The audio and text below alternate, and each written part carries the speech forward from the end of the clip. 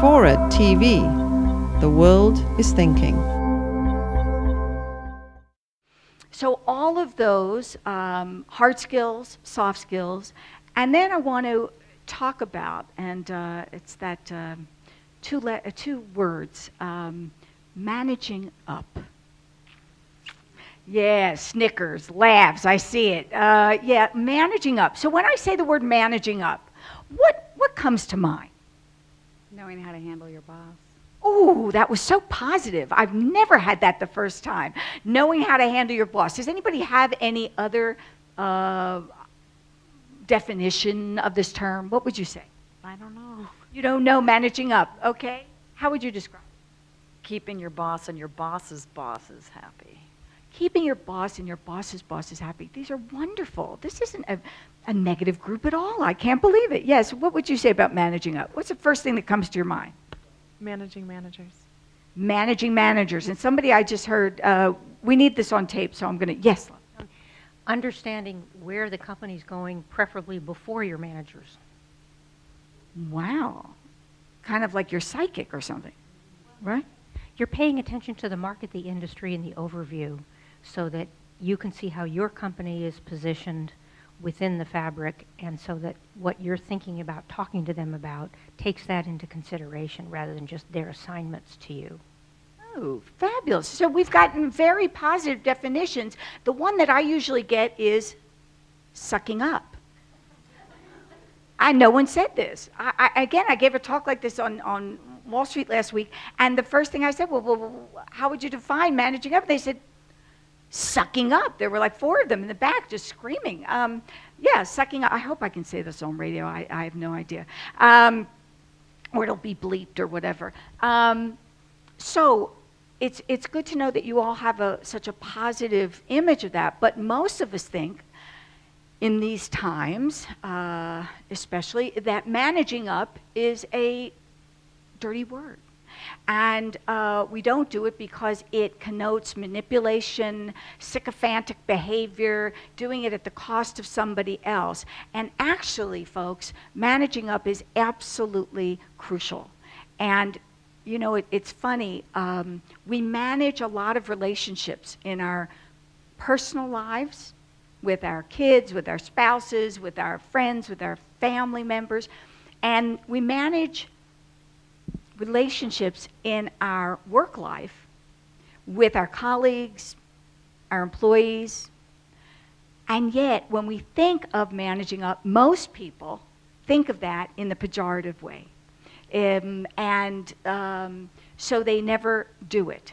You all that gave very positive answers, it was fabulous, but most people feel really uncomfortable. In fact, it's really funny, I did a conference once, and we were there, it was dinner time, and I was speaking afterwards, and all the tables had little place cards on them. And I was at a table with about 12 other people and a very senior guy at this pharmaceutical company.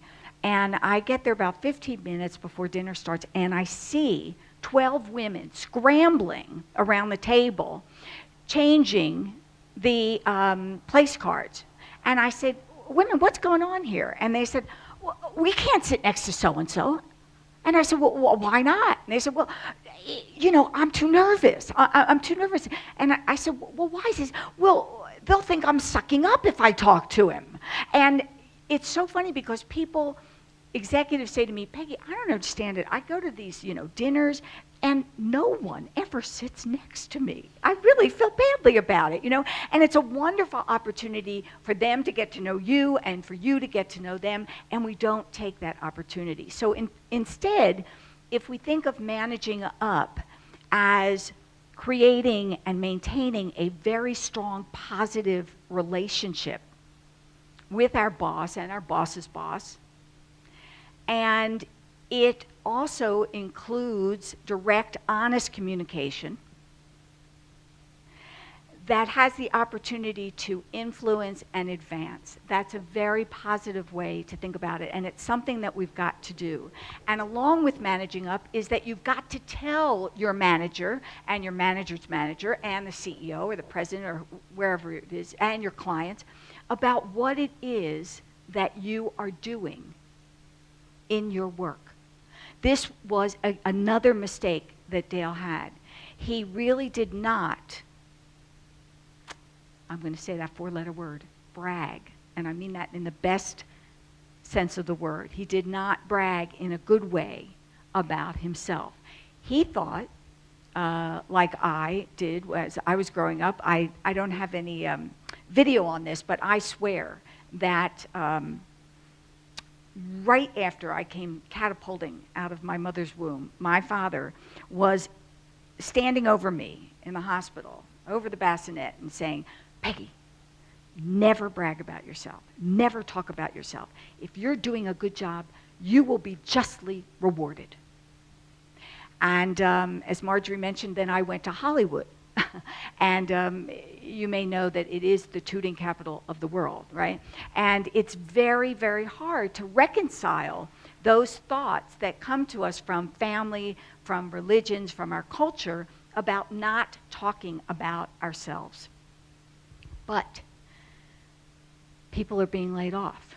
If you don't tell your boss what it is that you're doing, your successes that you're having, the accomplishments that you've made, the obstacles you've overcome, they don't know. They're not psychic.